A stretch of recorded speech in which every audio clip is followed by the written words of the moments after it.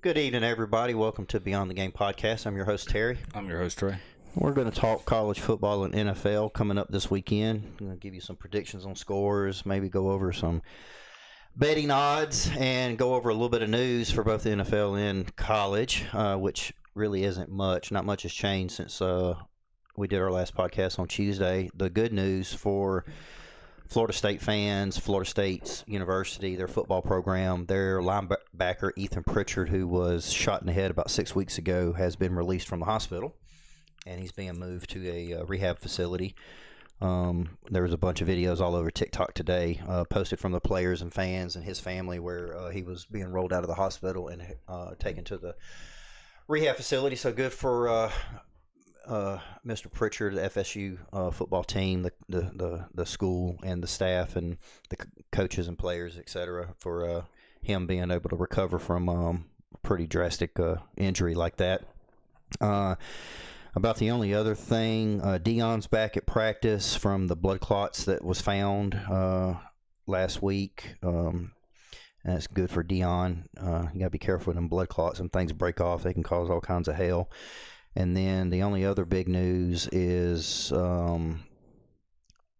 Stanford football program received a $50 million gift from one of their former players. It looks like Bradford M. Freeman, who played in 1964 for the Stanford Cardinals, decided to donate them $50 million. So that's about all the news going on around college. With that being said, we'll jump into predictions. Obviously, there's a couple of games tonight. USF is playing North Texas. That's tomorrow night. Oh, is that tomorrow night? I'm sorry, that's tomorrow night. That'll be Friday's game. Yeah, I'm sorry. Oh, that's right. Louisiana Tech, Kennesaw State's playing, and East Carolina and Tulane's playing. And then Jacksonville State and Sam Houston are playing at 8 along with Southern Miss and Georgia Southern. So it's some group of 5 schools. That USF North Texas game is going to be big for the American Conference. Yeah. Both teams are favored this year to win that conference. Yeah. Like we've seen all year, South Florida's been playing really good, and North Texas has also played really good. Yeah. Just kind of different opponents that they've played. Mm-hmm.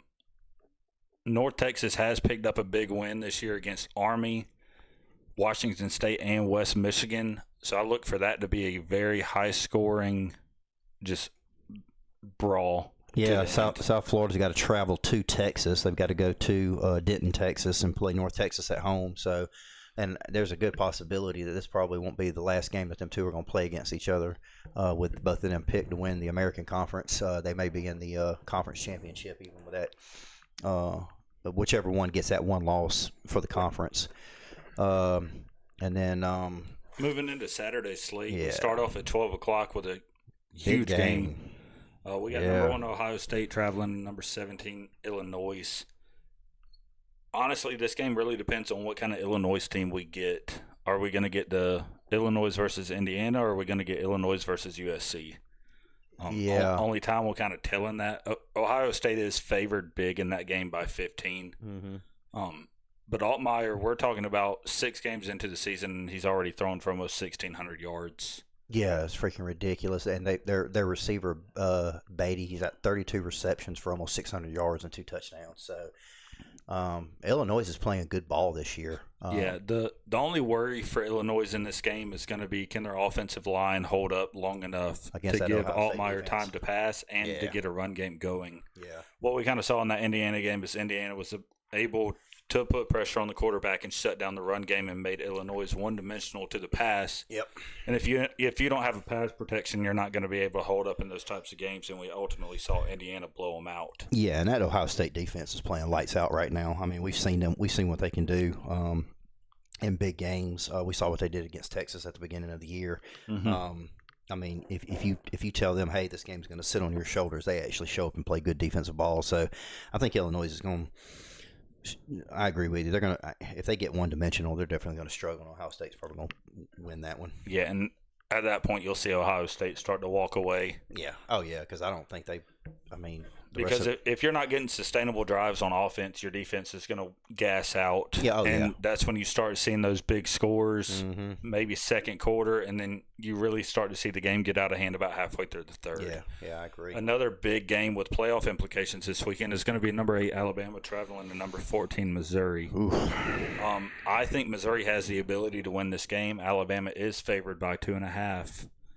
Missouri's been playing good ball this year. They're just kind of the unseen team.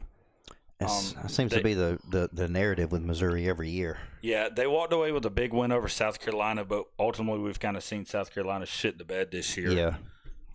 Other teams of character that they've beat is Kansas. Kansas has kind of started to fall off here recently, so this is really Missouri's first true test against a team of equal or better caliber. Yeah, and I think the key for Missouri is the run game. Hardy has carried the ball 103 times for them for 730 yards and 9 touchdowns. If I'm not mistaken, I believe he leads the SEC in rushing. So, I mean, and don't get me wrong, Missouri slings the ball. I mean, that's the typical Missouri offense, but they're using the rush to open up the pass. So I think it's going to be interesting to see Alabama's defense against Missouri Rush's offense, and whoever dominates the line of scrimmage is probably going to be the one that wins this football game. For sure. Also at 12 o'clock, we got Pitt traveling down to number 25 Florida State. It's time for Florida State to right the ship. Dude, Florida State cannot struggle against Pitt. They need a statement win. I mean, they had one at the beginning of the year by beating Alabama, but that lost to Virginia and then that lost to Miami. They need to win out, and they need to win out in an impressive way every game from here on out, to even be in talks for a possible ACC championship game appearance, and to slide. I use that word loosely, slide into a playoff position. The biggest problem here is Florida State had such a significant win early season, and it was, we're back. Yeah. Well, Alabama played their first game of the year, and has started to peak while Florida State has started to decline. Yeah. You kind of see that in really big wins at the first of the year. We haven't got to see it with Ohio State yet, just because they do not face the caliber of teams that are prevalent in the ACC or SEC. They get to kind of whoop up on the Big Ten all year until they face Michigan and lose. Yeah, and the thing with Florida State is if they win out the rest of the year, I mean, they're ranked number 25 right now because they've got 2 good losses. Virginia's playing really good ball. Miami obviously is probably going to play for the ACC championship and probably hold one of those slots for the college football playoff.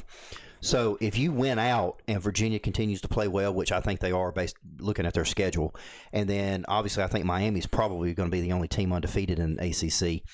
Then the only other team that you're talking about that could be in front of Florida State is going to be Georgia Tech. I mean, yes. I think that in the end, if Florida State wins out and wins good, then they could be back in the talks. You're looking at maybe 3 to 4 ACC teams, maybe 4 to 5 SEC teams.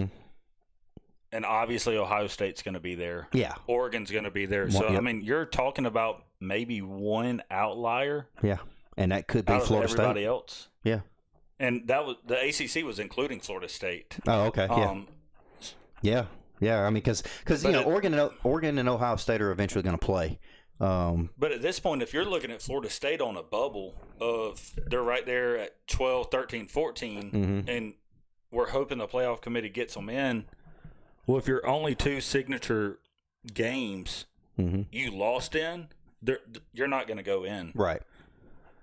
Right. Yeah, I mean, they're going to need some help, obviously. I mean, they're going to need Virginia to drop a game or 2. Yeah, they're going to need Georgia Tech to drop a game. They're going to need Georgia Tech to drop a game. Georgia Tech and Virginia play this year. Yeah, and then they're going to need Miami to drop a game. But I just don't see that happening right now. But in order to get that chance, they need to win out. And they need to play a lot better than what they've been playing.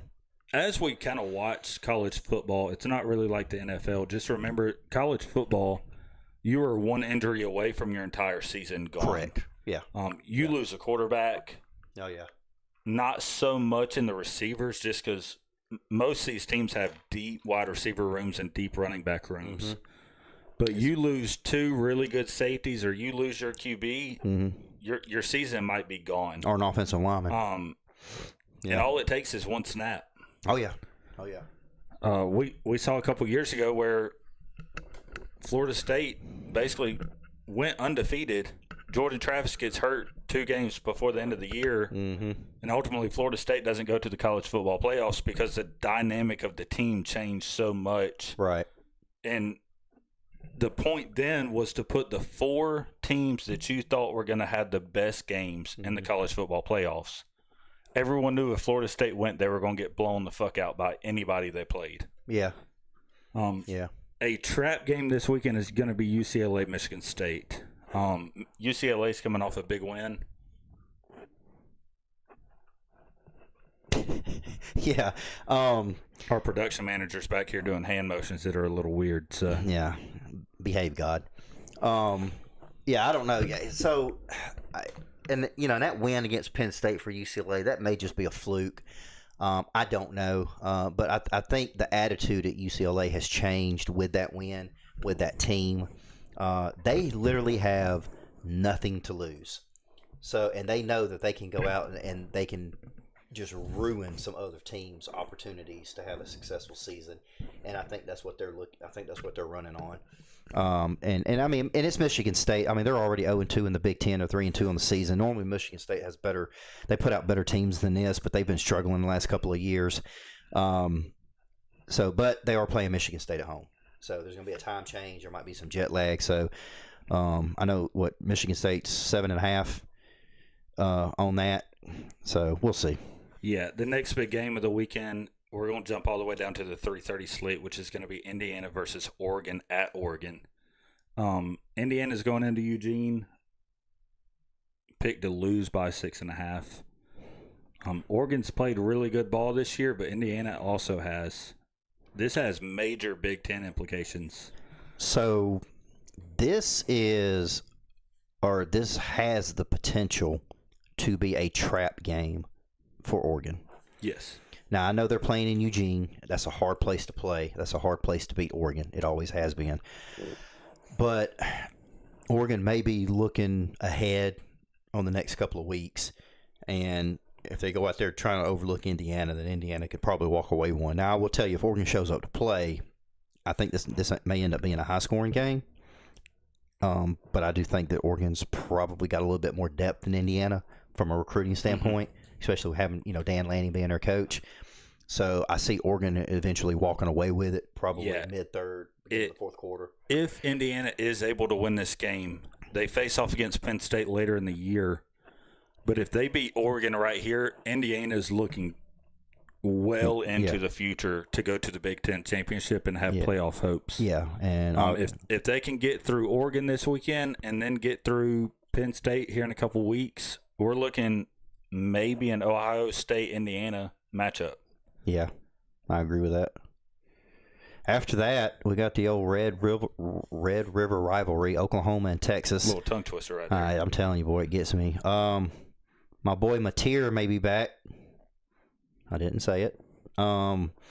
He, of course, everybody knows he had hand surgery, and he's been trying to get back to play this game. Obviously, Texas is coming off of that loss to Florida last week. Go Gators. But they are playing in Texas, and Texas is a hard team to beat at home. And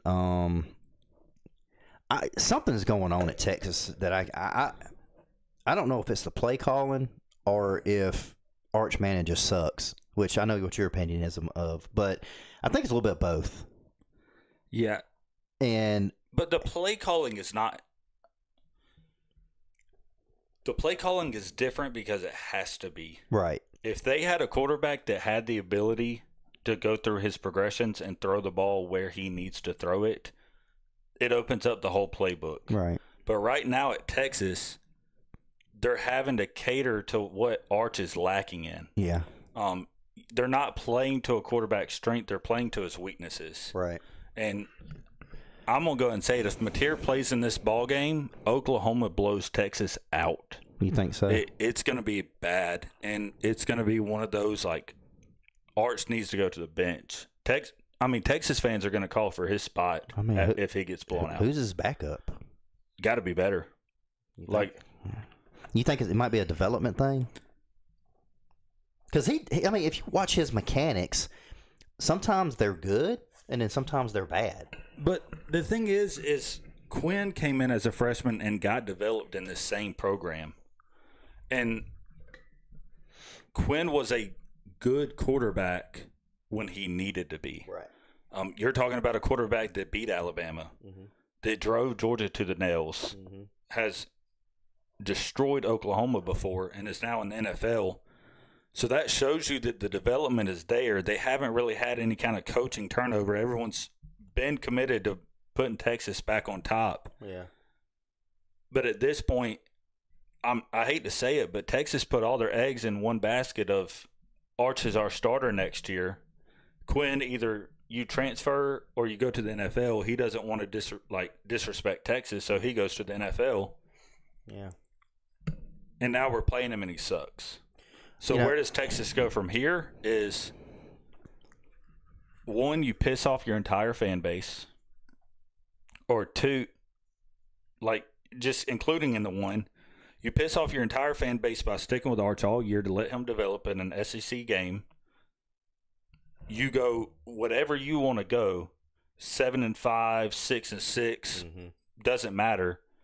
And you put all your stock into the fact that he's going to have this year to grow and he's going to be better next year. But what happens when you come out first game next year and his same weaknesses are weaknesses? Yeah, I saw an article the other day. They were talking to Coach Steve Spurrier, old ball coach, and he made a comment. He said, if Arch Manning was that good, why did he not start last year? Yeah. And I think that kind of just pretty much – and if anybody's a quarterback whisperer, it's that man. For sure. And that's the thing, I think that sums it up. Everyone last year was against Quinn of, we want Arch. Well, now you got him. Yeah. You got your wish. Eat it. Yeah. In that same 3:30 slate, we kind of get to see if Georgia Tech's going to be real or not against Virginia Tech, which Virginia Tech is 2-4, but Georgia Tech has been playing down to their opponents here recently. Georgia Tech's favored by 15. I'd be worried to take that. I would too, because their last two games have both ended up in overtime, and they've won by the skin of their teeth. I mean, that's just I don't know. You can't really say it's an offensive thing because the offense is playing well enough to keep them in the games. The defense has some issues, but they step up when it comes time. But and I said this earlier too. Haynes King has already rushed the ball 73 times for 380 yards and 7 touchdowns. If at the rate he's going, he's going to have. I mean, we're at the halfway point of the season. He's going to have 150 carries before the year's over with. That's not sustainable for a quarterback in college football. And they did the same thing to him last year, and you started to see the legs going towards the end of the year. That's what I'm saying. I mean, somebody has got to step up and take that pressure off of him, whether it's a receiver or they do running back by committee or something. They have really good running backs. Yeah. So why they choose to not use them, who knows? I mean, I do know that I saw a report come out a while back where they put in a play call for a running back, basically an H-back dive, and Haynes King pulled it and wasn't supposed to and got tackled and didn't convert on a 4th and 1.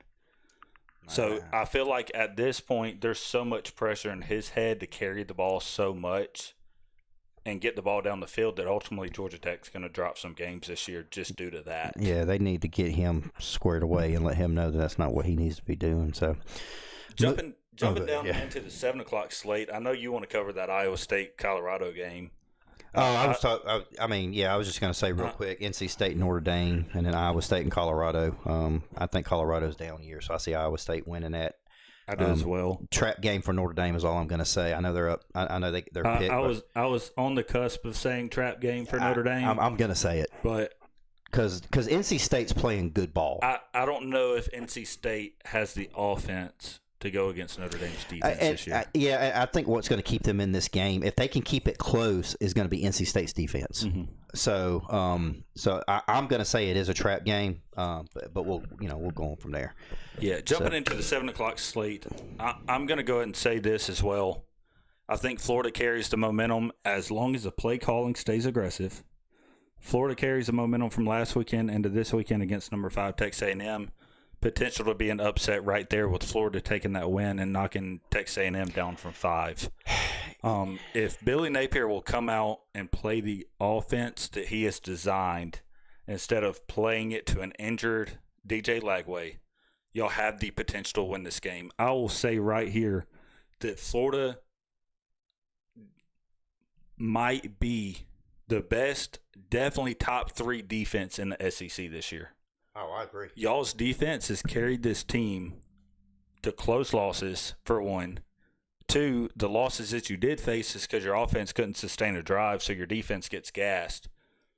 But watch any of the first 2 quarters of a good Florida game where they played Miami and a good opponent. Florida 100%, if they had an offense, would have won all those games, and we're talking about a 5-0 Florida right now. Yeah, Florida looked good, and then my only concern with last week was the last 2 minutes of that game when he got really conservative with his play calling. And I agree with you. If Lagway is hurt, and we had this conversation last week, if he is hurt, he's scared to sit because he's afraid that if Trammell gets a bunch of opportunities, he's going to lose his starting job. Okay, that's fine. I understand that, and I sympathize with you. But your individual injury does not supersede the team or the season. And if you're as good as you say you are, and if you're as good as everybody thinks you are, then you won't have an issue coming back and taking back your starting spot. Sit, get healed, help the team in other ways, and when you're ready to come back, come back. Let Trammell go in there and play ball. He's a good quarterback. I'm not saying he's better than Lagway, and I'm a Lagway fan. I like DJ. I think he's a great quarterback when he is on spot.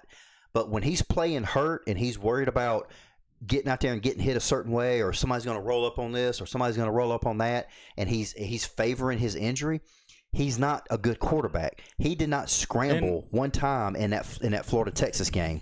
And that's the thing. And it kills me. We talked, I want to say it was week 3. We talked about the fact that DJ's mechanics looked off.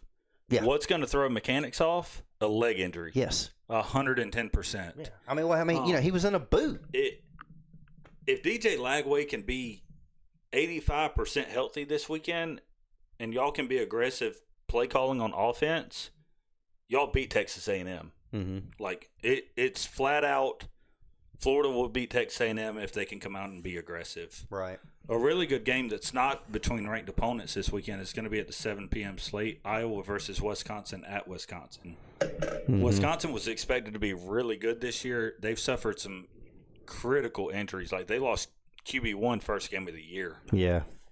Yeah, Iowa's defense is looking really good this year. I watched them play a couple of weeks ago, and their defense looked really good. I think that's going to be a good game between them two. One really good game that we're going to get to watch this weekend too is Texas Tech versus Kansas at Texas Tech. Texas Tech's going to win. That's going to be a high scoring game. Yes, this is going to be a game of slinging the rock. Mm-hmm. Georgia faces off against Auburn at Auburn this weekend.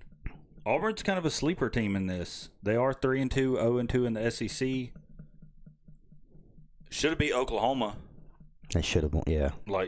And then they had a hangover loss, but as a Georgia fan, I am not sleeping on this game at all. No, Auburn's defense is really good, but we've talked about this. Their issue is that they get gassed because their offense can't do anything. I think the first half is going to be basically them two just throwing punches on each other. I think Georgia's going to struggle to run the ball. Because Auburn's front seven is really good, but I think where the big runs are going to come in is going to be third quarter or fourth quarter when they're gassed because Auburn's offense just can't get it done. Yeah, and obviously as a Georgia fan, we know Georgia's going to come out running the football. Mm-hmm. Auburn has typically had a really good rush defense this year. They want you to pass the ball, mm-hmm. but our pass game is not effective when it's screenplay. And screens aren't going to get it done. We are going to have to do some kind of throws down the field to get the tempo up to gas the defense and our defense stop an offense enough to where we can just gash. Yeah. Number 15, Michigan goes to USC this weekend. This is a chance for USC to kind of right the ship after a loss. And we're going to get to see what the play calling is with Bryce Underwood. Are they going to let him throw a football in a big game? Yeah, I think Michigan's play call has been really conservative this year with him. Did you watch the Oklahoma game? I didn't. If they had 60 snaps, they ran the ball at least 49 times. Yeah, I know they're leaning on the run. And that's Michigan football. Michigan's always been one of those teams that likes to control the line of scrimmage, run the ball. But I think with the athlete that you have at quarterback with Bryce Underwood, $5 million athlete. Yeah, I think that you should open up your playbook and give him an opportunity to make more plays down the field and make more plays with his legs. I think if you make a defense play 11 on 11 ball, with him having the potential to scramble and them have to worry about that, I think you open up your offense, and I think that Michigan wins more football games and they look better. I don't know if it's an understanding thing, like understanding the whole playbook. I don't know if they're just, nobody knows what's really going on behind closed doors, but I think the conservative play call has got to stop if Michigan's going to be successful this year. Yeah, jumping into the next game is going to be South Carolina traveling down to LSU. LSU is currently ranked 11th. They have suffered one loss, which was an SEC loss this year. LSU's picked by 9.5 in this game. This is Shane Beamer's chance to win a big game. He needs to. South Carolina had probably the highest hopes that they've had in the last 10 years going into this season. And here lately, all it's been is a downfall. Lenore Seller was expected to be a Heisman at the beginning of the year. He's no longer even in the odds. He's been playing through injuries this year. I know that. He did get knocked out in the Vandy game with a concussion. But Shane Beamer has got to win this game. Yeah, and I think that LSU's got to get back to LSU football, which is running the ball and then play action. I mean, Nussmeier's only thrown for 1,100 yards and 7 touchdowns. I mean, this was a Heisman hopeful quarterback coming in at the beginning of the year as well out of the SEC. And then you're looking at the numbers that everybody else in the country has versus what he has. He's a good 400 or 500 yards behind everybody else. But because you're playing SEC teams, and everybody knows the SEC is the toughest conference to play, and I'll argue that point with anybody. You're seeing top tier defenses every day, and the only way you can slow those defenses down is to have a good rushing attack. Yes, they've got a good running back. They're just not using him. And I think that the play calling needs to. Brian Kelly needs to understand that you've got to run the ball, and if your offensive coordinator is not calling the plays that they need to be calling, then you need to put your foot down as a coach and say, look, this is how it's going to be. This is what you're going to do, or else you can go find another job. So, because LSU's got the potential to continue to win and be a contender for the college football playoff and the SEC championship, but if you've skated by your last couple of wins. Yeah, so a big game I probably won't get to watch just because I'm not going to be up that late is number 21 Arizona State versus Utah. Utah is 4-1. They are not ranked at the moment. Chance to win a big ranked game this weekend for Utah. Utah is picked by 5.5. Arizona State's kind of hanging around. Kind of what they did last year. They just they lost early, and they started picking up some really good wins, and ultimately found themselves in the college football playoffs. Yeah. And before we move on, I just want to talk about the Arkansas-Tennessee game. This is going to be the first week that Arkansas will be taking the field without Sam Pittman. Bobby Petrino's calling the offensive plays. He got rid of the offensive coordinator, defensive coordinator, running backs coach, and a couple other people, and he brought in some of his people.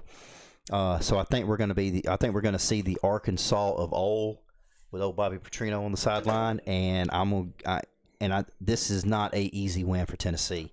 I know they're going to Knoxville. And I know they're playing in Knoxville, and that's a hard place to play. But if anybody can beat Tennessee, it's going to be Bobby Petrino. And this could be if Arkansas wins this game, he could actually salvage the season, and they could probably finish 8-4 and have a good and he'll be bidding for the head coaching job at the end of the year. Yeah, let's take a quick look into Arkansas' schedule, though. They got this weekend at Tennessee. The next weekend, they're going to play Texas A&M, and then they play Auburn, Mississippi State, LSU, Texas, and Missouri to close out. Mm-hmm.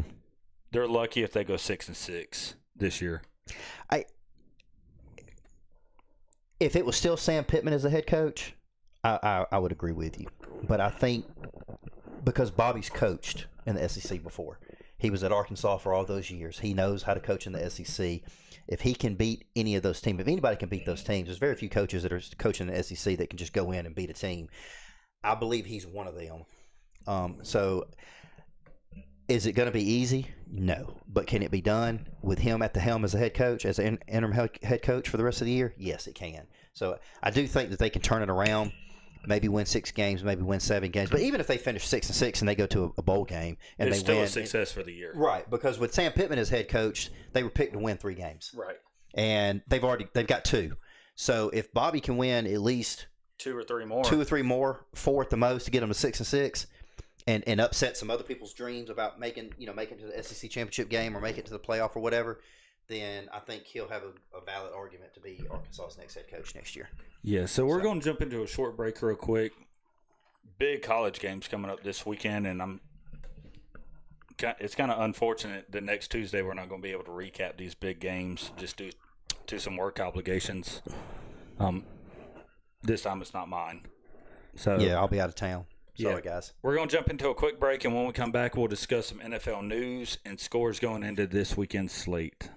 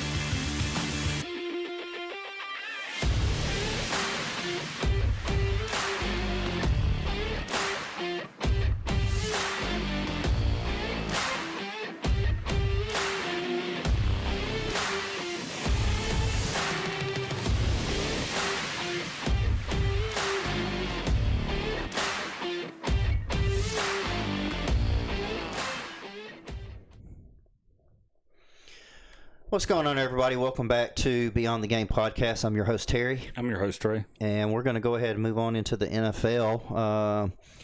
Is that, tonight, 8:15? Yeah, tonight at 8:15, the Eagles face off against the Giants in New York. Yeah. Phillies picked in this game by 7.5. Are they? After watching them last weekend, I'd be wary. I'd be very wary of taking that shit. Yeah. There's not really much news to go over. I mean, everybody's aware of Flacco being traded from the Browns to the Bengals, which moves Dylan Gabriel up to QB1 and Shadur Sanders up to QB2 with the Browns now. He has not been moved up to QB2. Oh, he hasn't? No. Who's QB2? They will not announce it yet. Oh, Kevin Stefanski said he will not be announcing that until Sunday. What? Okay. Anyway, yeah. Drama in the NFL. People have said a meme of, is Kevin Stefanski going to be QB2 or Shadur Sanders going to be QB2? Yeah, because they've only got, 2 quarterbacks left on their roster? But they are pulling Bailey Zappa from the practice squad onto dress. I wouldn't be shocked if he goes QB2. Didn't he play at Akron? He did. Yeah. He's been a kind of QB3 practice squad player like the last 3 or 4 years. Yeah, well, it figures. Anyway, so I guess Mac Jones was limited in practice for the 49ers from his injury where he got hurt last week. They can't keep a QB healthy. Dude, San Francisco is just hurting for people. I mean, their entire team is pretty much on IR at this point. About the 3rd year in a row it's occurred. Yeah, there's a curse going on down in San Francisco. Y'all need to find a voodoo doctor and voodoo y'all's ass some help it's a down Super there. Bowl curse. I'm telling you, man. Let's see. Other than that, there's really not much to talk about. So I guess we'll move on into the games. Yeah, jumping into Sunday is going to be Broncos versus Jets in New York. Denver's picked by 6.5 in this game. The Jets are having a rough year. But on the bright side, Justin Fields is playing some really good football right now. I think they just need to get that one win under their belt, and that might help get them a couple of more before the year is over with. I mean, I'm not saying they're going to obviously win out over the next, 11 games, 7 or 12, 13 games, how many games? 18 games now? 16 games? I think it's 18 weeks and 16 games. 16 games, okay, yeah. So they got 11 games left. But, I mean, you get that one win under your belt, especially if it's against a good team like the Broncos, then, that confidence booster moving into next week. And, that gives you an opportunity to turn some things around. Bo Nix has already thrown for 1,100 yards, 8 touchdowns, but he's thrown for 4 interceptions already, too. J.K. Dobbins has ran for 77 times for 402 yards. So I think you're going to see a little bit of ball control from Denver because they know what Justin Fields can do on the field. So I see Denver winning that game. Yeah, I do as well. Jumping into the next game is going to be Colts-Cardinals. Danny Dimes is playing some really good football this year. He is, yeah. Already into week 6, he has almost 1,300 yards, 6 TDs, and only 2 interceptions. Mm-hmm. And then Jonathan Taylor has carried the ball 94 times for 480 yards and 6 touchdowns.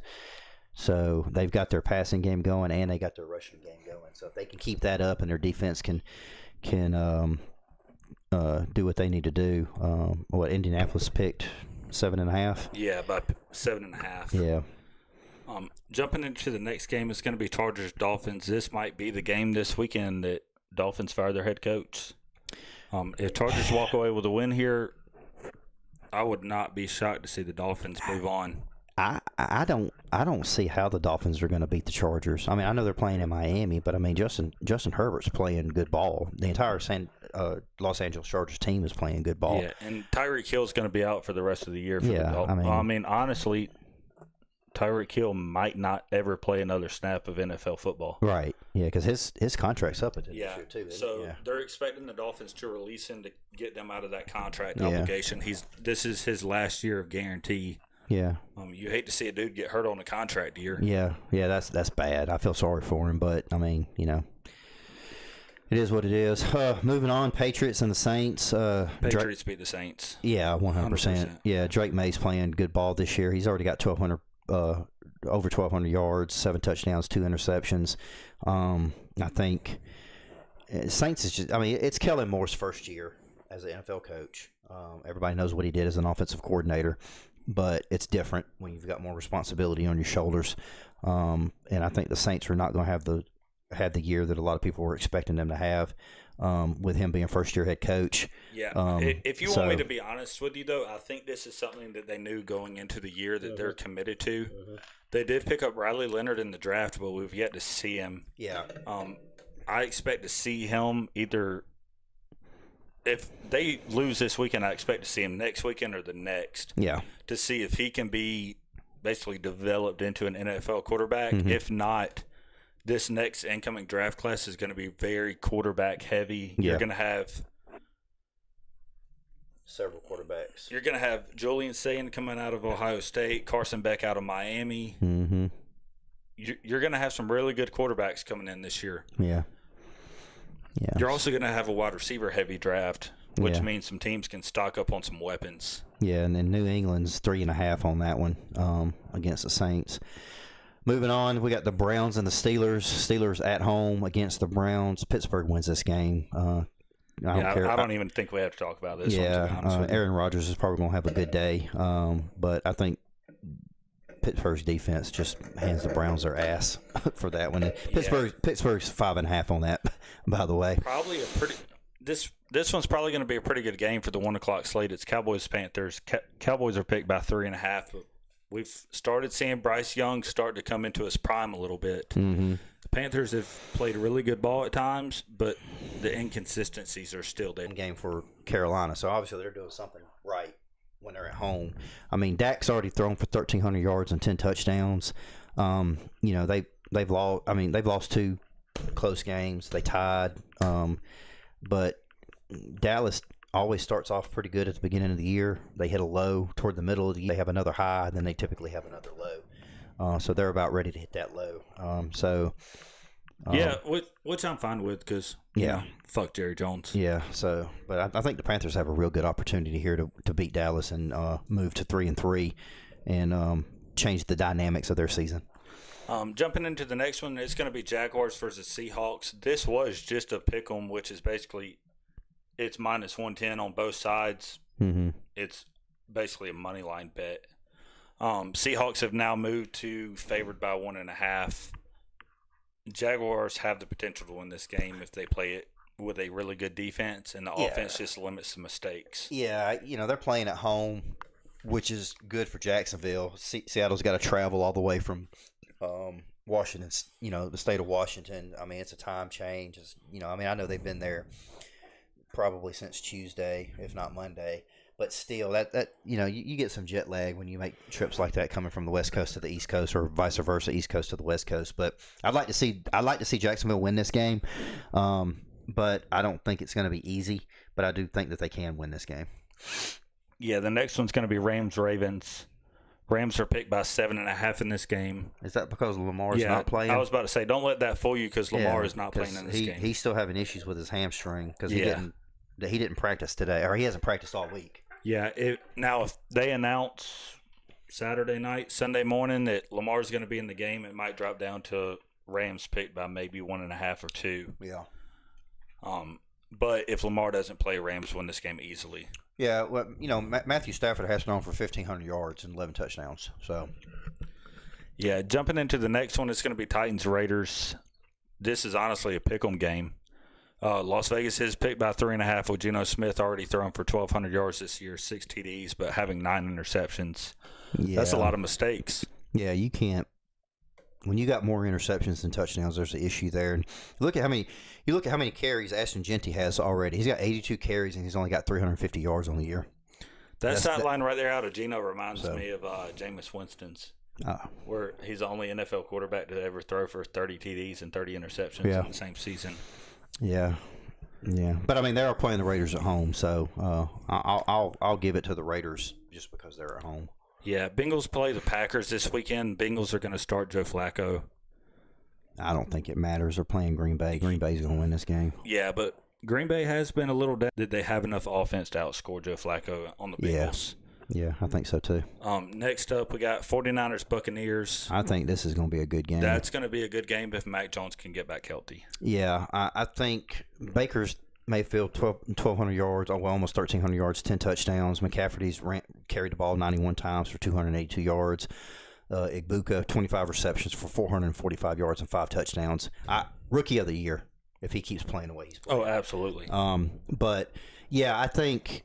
Again, you got a West Coast team coming to the East Coast. Buccaneers at home, tough to beat them at home. I think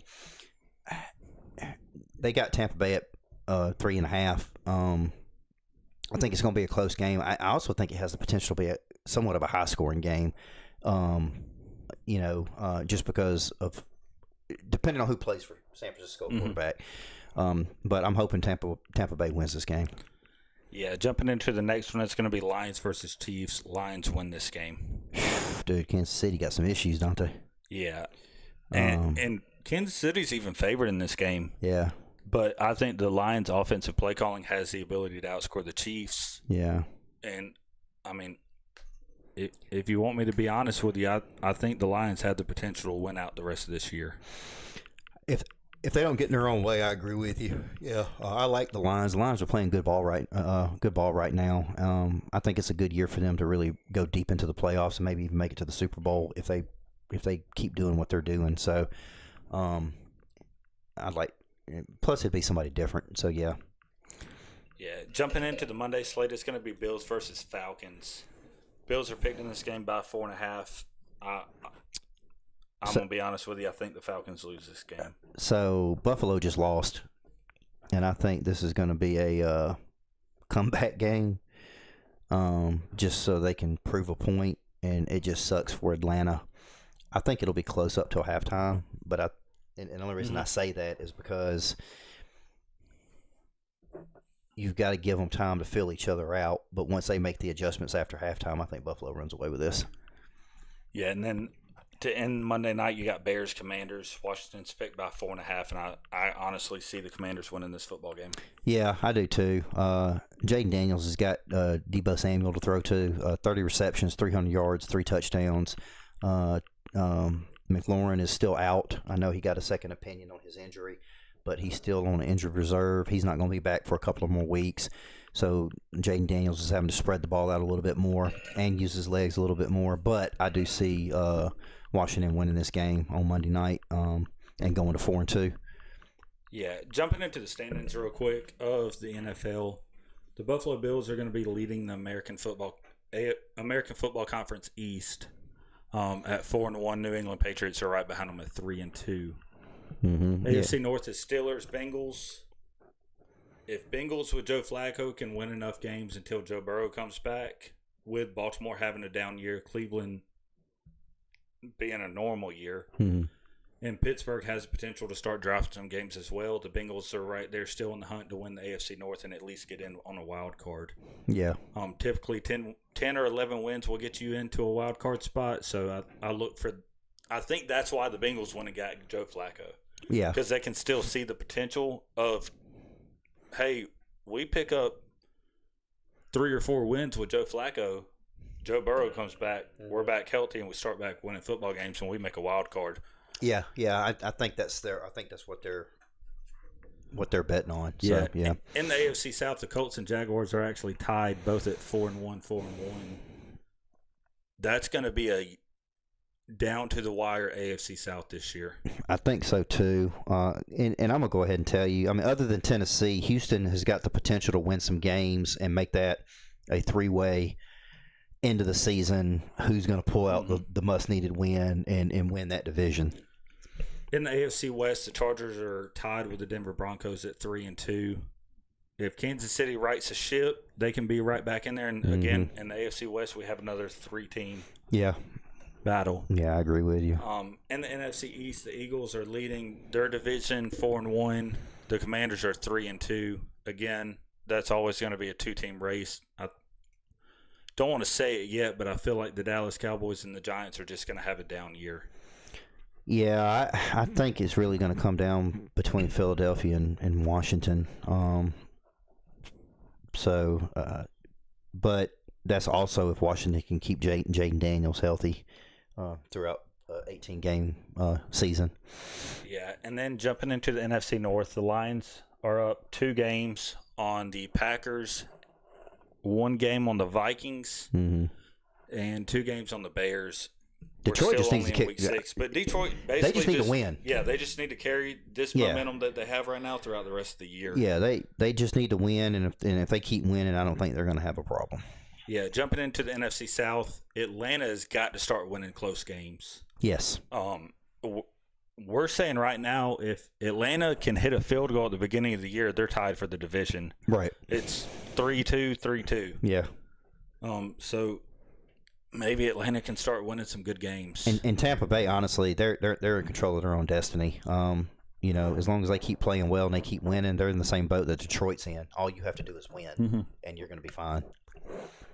Jumping into the NFC West, the San Francisco 49ers are at 4-1 on the Seahawks, Rams, and then the Cardinals are closing out the division at 2-3. San Francisco needs to get their injuries under control and get Brock Purdy back if he's not going to be back anytime soon, and get Mac Jones healthy, and then again win for them to have a successful year. Yeah, if the season were to end today, the Colts would win the AFC and the Eagles would win the NFC. Yeah, which is insane looking from the beginning of the year where we both said that the Colts were going to have a down year until they finally got a quarterback. It looks like they've found one in Danny Dimes. Yeah, and an update on the score: New York and Philadelphia. New York is up 6-3 with about 10 minutes left to go in the first quarter.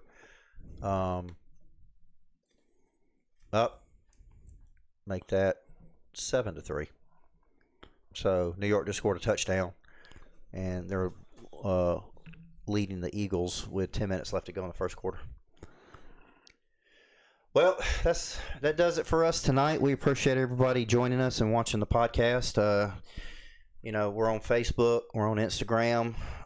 Go find us, like us, follow us, share us, let your friends and family know about us. You can also contact us on beyondthegamepodcast6@gmail.com if you'd like to send us some questions or some ideas or just say hi. We'll typically get back to you within 24 to 48 hours. Next week, it will be recorded more than likely. It'll be up to Trey if he wants to do one, because I'll be out of town. But he'll get with our production manager, and if they get that hammered out, then you'll see Trey next week, and then I'll be back the following week after that. But you guys enjoy the weekend, enjoy the football, and then as you can see, Trey's got his hockey stuff on. Yeah, this is his first week for NHL coming back on. So if you're hockey fans, get out there and watch some hockey too. We're gonna be rocking with the Vegas Golden Knights all year. Huge potential to win the division this year and hopefully go back to a Stanley Cup. They won the Stanley Cup 2 years ago. Mm-hmm. Yeah, 2 years ago. Had the potential to go back last year, just some rough injuries. Yeah. So it's hockey, though. It is hockey season. But we appreciate everybody. Thank you guys for joining us, and we will see you guys, if not next week, the following week after that. Y'all be safe. Thank you. Good night.